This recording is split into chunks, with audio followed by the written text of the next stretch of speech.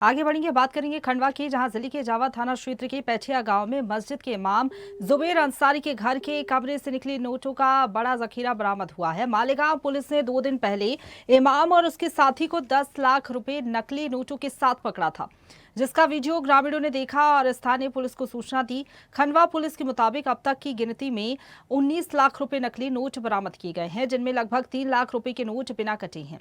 इसके अलावा नकली नोट काटने की मशीन, छापने का पेपर भी जब्त किया गया। जुबेर अंसारी को 3 महीने पहले बुरहानपुर से इमामत के लिए नियुक्ति किया गया था। इस पूरे मामले में महाराष्ट्र के मालेगांव से संबंध की जांच भी की जा रही है।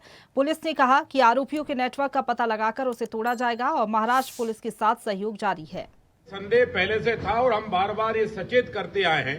अब तो हम तथाकथित जो इस्लाम के जाने माने बुद्धिजीवी हैं और जो स्कॉलरशिप इस्लाम के कहलाते हैं, उनसे रिक्वेस्ट है कि या तो इस मदरसाओं को ठीक करो।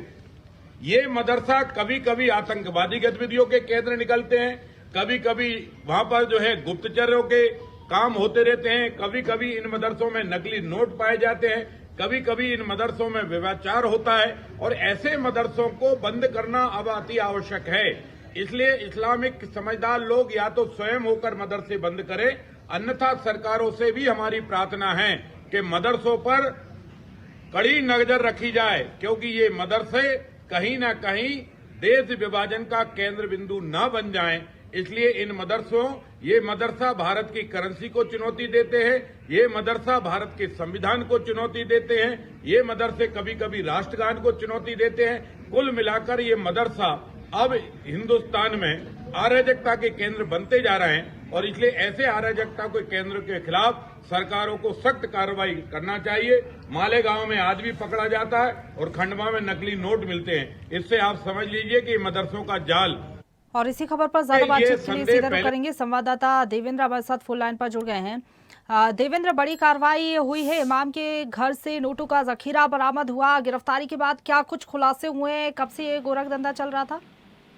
जी बिल्कुल प्रशंसा, ये बहुत ही विचारणीय है कि जो लंबे समय से यहाँ पर जो है खंडवा में जिस तरीके से ये इमाम पकड़ा गया है, इसके पास जो है 19 लाख रुपए से भी अधिक के जो है नकली नोट बरामद हुए हैं इसके कमरे से। और मैं बताना चाहूंगा कि लगभग 4 महीने से वो यहाँ पर नौकरी कर रहा था और इसका जो है एक आपराधिक इतिहास भी रहा है कि ये बुरहानपुर में जो है इसके पहले चोरी और अन्य मामलों में ये पुलिस का जो है निगरानी शुदा बदमाश भी रहा है। और ये बुरहानपुर में इसीलिए इसको जो है वहां पर कोई मदरसों में या कहीं पर काम नहीं मिलता था, लेकिन ये यहाँ पर आकर जो है खंडवा जिले के पेठिया गांव में एक मदरसा जो संचालित होता है, वहां पर इसने अपने जो इमाम होने की बात कही और फिर इसने यहाँ पर जो है 12,000 रुपए महीने पर नौकरी ज्वाइन कर ली थी। लेकिन इसके तार जो है महाराष्ट्र के मालेगांव से जुड़े हुए थे, वहां के बदमाशों के साथ मिलकर ये वहां से बड़ी संख्या में नकली नोट लाकर निमाड़ में खपा रहा था।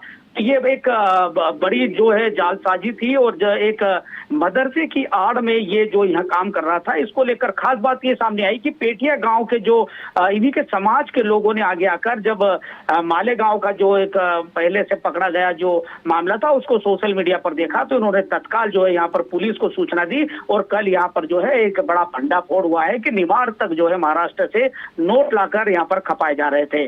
तो इस तरह से एक बड़ी कार्रवाई पुलिस की भी देखी गई है और अब जो है यहाँ पर बड़े सवाल खड़े हो रहे हैं। खंडवा के विधायक ने भी यहाँ पर सवाल खड़े किए हैं कि जितने भी मदरसे हैं उन सबकी जांच की जाए और इनमें कौन कौन लोग जुड़े हैं और किस तरह के लोग यहाँ पर जो पढ़ाई लिखाई का भी काम कर रहे हैं उनकी भी जांच की जाए और उनका भी आपराधिक इतिहास टटोला जाए। प्रशंसा बिल्कुल, कितना बड़ा इनका नेक्सस था और कौन कौन लोग संपर्क में थे? क्या लग रहा है कि आगे भी पुलिस जो है कार्रवाई करेगी, तो अन्य जिलों में भी इनका नेटवर्क कहाँ कहाँ था, कितने लोग इन्वॉल्व थे और भी गिरफ्तारियां संभव हैं? जी बिल्कुल, क्योंकि जो है पिछले जब 4 महीने में इस इमाम ने जो है यहाँ से लगभग 17 बार छुट्टियां ली, कभी पिताजी की बीमारी के नाम पर तो कहीं और बीमारी के नाम पर। तो ये 17 बार कहाँ पर गया था और किन किन लोगों से मिला था, ये सब जांच के विषय है और इसी को लेकर जो है इसको जो है अभी पुलिस रिमांड पर आज लेगी। और इसके अलावा जो वहां से जो मालेगांव में पकड़े गए वहां से ट्रांजिट रिमांड पर लाकर जो है इनसे पूछताछ की जाएगी कि इसका कितना बड़ा नेटवर्क है और इनके पीछे आखिर देश विरोधी ताकतों का कहां तक कैसे हाथ है, इन सब का खुलासा भी देखने को मिल सकता है। प्रशंसा जी, शुक्रिया आपका हमारे साथ जुड़ने के लिए और अपडेट हम तक पहुंचाने के लिए। ताजा खबरों के लिए लाइक, फॉलो और YouTube पर सब्सक्राइब कर बेल आइकन दबाएं। साथ ही ताजा अपडेट्स के लिए swedeshlive.com पर विजिट करें।